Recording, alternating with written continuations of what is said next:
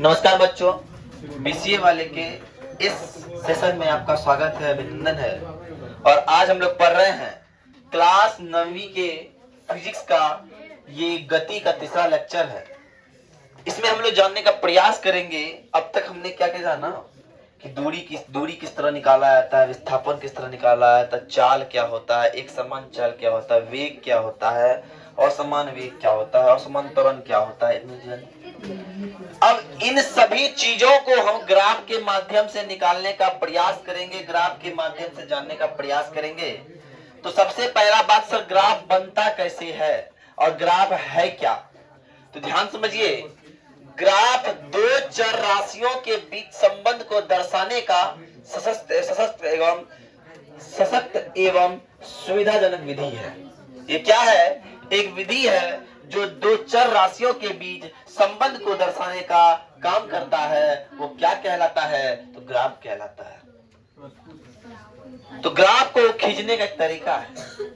तो ग्राफ के खींचने के निम्न तरीके हैं, निम्न चरण है। पहला चरण ये होता है कि हमें अक्षों का चुनाव करना होता है। पहला चरण में हमको अक्ष का चुनाव करना होता है। मान लीजिए एक ऐसा है और एक ऐसा है, तो इसे x मानते हैं, इसे y मानते हैं। और जो क्षैतिज होती है मतलब लेटा हुआ होता है, तो बिछना पे गई और सो गई तो तुम क्षैतिज हो गया, और तुम बिछना पे सोते सोते क्या बात, खड़ा हो गए बिछावन पे, तो तुम क्या ऊर्ध्वाधर हो गई। बस समझे ना, बात समझ में आ रही है? तो क्षैतिज को बोलते हैं हम लोग x अक्ष और ऊर्ध्वाधर को बोलते हैं हम लोग y अक्ष बोलेंगे। और स्केल का चुनाव करना क्या मतलब है? स्केल का चुनाव क्या? अब मान लो एक ग्राफ है जिसमें समय के बारे में बोल रहा है 100 मीटर या 1000 मीटर। अगर हम ग्राफ कॉपी मेरा है, ग्राफ कॉपी में या कॉपी में मेरा 20 लाइन है, कॉपी में मेरा 20 लाइन है, और उसको हम 1 2 3 4 करके 1000 लाइन लिख पाएंगे? पॉसिबल तो नहीं है। पॉसिबल है? और दिया है 70 मिनट, और 1 मिनट 2 मिनट 70 मिनट लिख पाएंगे? नहीं लिख पाएंगे। तो हम क्या करें? कैसा ग्राफ स्केल लें कि दोनों टेबल हो जाए? तो हम ले सकते हैं इसको, इसका अंतर 100 का अंतर ले सकते हैं। 100 200 300 400 500 ले सकते हैं। इसे 1000 हो सकता है। 70 मिनट है तो 70 सेकंड है तो 10 सेकंड 20 सेकंड 30 सेकंड इस तरह ले सकते हैं। तो ये होगा मेरा स्केलों का चुनाव करना। अब बिंदुओं को चिन्हित करना है। ध्यान समझिए, बिंदु को चिन्हित कैसे करना है। अब हम जाने कि x का मान निकला 300। ध्यान समझिएगा, x का मान निकला 300 और y का मान निकला 20। अब मिला इस पॉइंट पे, ये बिंदु मिला। इस बिंदु का चुनाव कैसे करना है? तो बिंदु का चुनाव करना है, जो बिंदु का चुनाव, ये बिंदु का चुनाव हो गया, इसको घेर दिए, इसको घेर दिए तो क्या हो गया? बिंदु का चुनाव हो गया। और बिंदुओं को मिलाना। अब एक बिंदु का चुनाव किए यहाँ पे और दूसरा बिंदु का चुनाव हो गया मान लो यहाँ पे, दूसरा बिंदु हो गया। अब ये दोनों बिंदु क्या करना है? मिला देना है। यही पूरा काम करते हैं, इसी को हम लोग क्या बोलते हैं? ग्राफ कहते हैं। बस समझ में आया? यही पूरा काम जो कर दिए, यही मेरा क्या हो गया? ग्राफ हो गया। आगे सर बताते हैं। अब एक ग्राफ होता है जिसको हम लोग बोलते हैं दूरी समय ग्राफ। अब ध्यान समझिए, दूरी समय ग्राफ की मदद से हम क्या निकालते हैं? तो दूरी समय ग्राफ की मदद से हम लोग चाल निकालते हैं। कहा है कि चाल बराबर दूरी बट्टा समय होता है। चाल बराबर दूरी बट्टा समय होता है, इसलिए दूरी समय ग्राफ से हम लोग क्या निकालेंगे? चाल निकालेंगे। तो चाल हम लोग पढ़े सर, एक समान चाल और असमान चाल, एक समान चाल और असमान चाल। ध्यान समझिए, एक व्यक्ति चलना प्रारंभ करता है 0 सेकंड से, ठीक है? एक व्यक्ति चलना प्रारंभ करता है 0 सेकंड से, और 0 सेकंड में वो 10 मीटर दूरी तय करता है। 0 सेकंड पर 0 मीटर पे था, अब 5 सेकंड पे वह 10 मीटर चले जाता है। और ध्यान समझिएगा, 10 सेकंड पे वो 20 मीटर चले जाता है। 15 सेकंड पर वो 30 मीटर चला जाता है। तो यहां आपको दिखता होगा एक चीज पे पॉइंट दिख रहा है कि जितने बार भी हो रहे हैं समय का अंतराल समान हो रहा है, दूरी का भी अंतराल समान हो रहा है। समान समय अंतराल में समान दूरी तय की गई है होती है, तो क्या बोलता है, और एक समान चाल का रहता है। मतलब ये कि मान लो अगर यहां हम दे दिए दूरी दे दिए 10, 20, 30, 40 और 50, समय दे दिए 10 second, 20 second, 30 second, 40 second, 50 second, इस तरह हम ग्राफ में देते हैं तो मेरा रिप्रेजेंटेशन कैसा होगा, 10 सेकेंड में 10 मीटर दूरी तय किया, 20 सेकेंड में 20 मीटर दूरी तय किया, 30 सेकेंड में 30 मीटर दूरी तय किया, 40 सेकेंड में 40 मीटर दूरी तय किया। और इस सिचुएशन में क्या हो जाएगा, ये ग्राफ कैसा होगा, तो ये ग्राफ एक सीधा रेखा बन जाएगा, एक सरल रेखा बन जाएगा। अब एक सरल रेखा बन जाएगा। अब इस सरल रेखा जब बन जाता है तो ये सरल क्या हो गया, एक समान चाल का ग्राफ है। अब बात समझिए, एक समझिएगा। तो सर इस सिचुएशन में हम चाल कैसे निकालेंगे, कोई यहां मान लीजिए 20 सेकेंड में 20 मीटर दूरी पे था कोई एक पॉइंट पे था, लेकिन वही व्यक्ति 40 सेकेंड में वो चले आया कितना दूरी पे, मान लीजिए बी पर, और ये समय कितना 40 सेकेंड लग गया, कितना सेकेंड लग गया 40 सेकेंड, यहाँ पे 40 सेकेंड है। वो समय कितना लिया, ध्यान समझिएगा, वो समय लिया 40 सेकेंड और दूरी तय किया 40 सेकेंड, लेकिन हमको निकालना है यहां से तक, तो नहीं निकालना है, हमको निकालना है यहां से दूरी।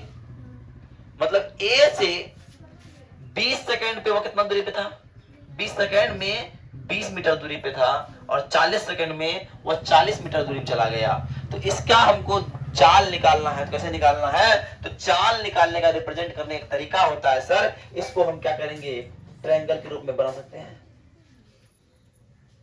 बनाते हैं, रफ में बना दिए, और इसको मान लीजिए आप दे दिए, कुछ दे दीजिए नाम, एम दे दीजिए नाम, क्या दे दे, एम हम नाम दे देते हैं, एम हम नाम दे देते हैं। अब इस सिचुएशन में दिखता होगा आपको कि एक ट्रायंगल बन गया है, और ये क्या है, ये क्या है, बी एम है, और ये क्या है, ए एम है, ये क्या है, बी एम है, और ये क्या है, ए एम है। देखिए बहुत कॉन्सेप्ट चीज है, आप अगर जो बच्चा ये चीज आज पढ़ लगा, वो बच्चा बाद में इंजीनियर बनना चाहेगा तो जेईई मेंस का एग्जाम देगा, वो सब में से काम आएगा, है कि ना। तो ध्यान समझिए, तो चाल बराबर यहाँ क्या हो जाएगा सर, दूरी बट्टा समय, तो दूरी क्या हुआ 20, 40, तो समय में अच्छा दूरी में परिवर्तन कितना हुआ है, इसको मान लो 40 घटा 20 हो गया। अब यहां से 40 सेकेंड घटा 20 सेकेंड कितना हो गया, 20 बट्टा 1 मीटर पर सेकेंड, ये मेरा हो गया चाल। ध्यान समझ में आया, इसे बोलते हैं एक समान चाल का टेक्निक। लेकिन जब असमान चाल में आइएगा, तो यहां ये चीज फॉलो नहीं करता है। असमान चाल का कुछ तरीका ही अलग होता है। असमान चाल ये नहीं बोलता कि अगर हम 0 सेकंड पे 0 मीटर पे थे, 5 सेकंड में 5 10 मीटर पे थे, तो हम 10 सेकंड में 20 मीटर 30 मीटर पे हो गए, और 15 सेकंड पे हम 50 मीटर पे हो गए। क्या इसमें कोई परिवर्तन समान है, नहीं है, तो ये असमान है। और जब भी असमान का हम ग्राफ बनाएंगे, असमान का ग्राफ बनाएंगे सर, तो असमान का ग्राफ ऐसा बनेगा, ऐसा बनेगा, ऐसा बनेगा। बात समझ में आ रही है। तो आप ग्राफ देख के समझते हैं कि ये एक समान चाल का है और ये असमान चाल का है। अब एक सिचुएशन और भी है कि हम खड़ा हैं, हम यहां बैठ गए हैं, खड़ा है, तो क्या हमें कोई चाल होगा, मेरा चाल क्या होगा। अब इसी चाल को, इसी रिप्रेजेंट को हम जीरो चाल वाला को रिप्रेजेंट करने के लिए अब हम ग्राफ बनाएंगे। तो मान लीजिए ये मेरा 0 सेकेंड है, ये मेरा 10 सेकेंड है, ये मेरा 20 सेकेंड है, ये मेरा 30 सेकेंड है, ये 40 है, ये 10 मीटर है, ये 20 मीटर है, ये 30 मीटर है, ये 40 मीटर है। ध्यान समझिएगा। ध्यान से समझिएगा, हम 0 सेकंड पे 40 मीटर पे थे। हम 0 सेकंड जब हुआ तब भी 40 मीटर पे थे। फिर समय बढ़ा 10 सेकंड हो गया, फिर भी हम यही खड़े हैं तो 10 सेकंड में 40 मीटर पे हैं। फिर 20 सेकंड हो गया, 20 सेकंड में 40 मीटर पे हैं। 30 हो गया, वहां पे 40 मीटर पे हैं। 40 में भी 40 पे हैं, 50 में भी 40 मीटर पे हैं। और सब बिंदु जब मिलाते हैं ऐसा निकलता है, निकल रहा है, निकल रहा है। इस स्थिति में चाल क्या होगा? देखिए चाल क्या होगा, ध्यान से लीजिएगा। चाल क्या होगा? प्रारंभ में यहाँ पे ए पे थे और अंतिम में यहाँ बी पे है। यहाँ भी 40 और बी भी 40 और समय खाली बदल रहा है। समय यहाँ पे 40 था तो 40 और यहाँ पहले 0 पे थे तो क्या 0/40 और इसका वैल्यू क्या होगा? 0 होगा। अगर किसी का चाल 0 है इसका मतलब होगा कि चाल ही नहीं है, उसमें कोई चाल है ये न है। और चाल मतलब चलिए न रहा है, बुलिए न रहा है, इसलिए वो क्या है? अस्थिर है। 0 चाल हो जाना मतलब अस्थिर है। लोग क्या है? ये होता है।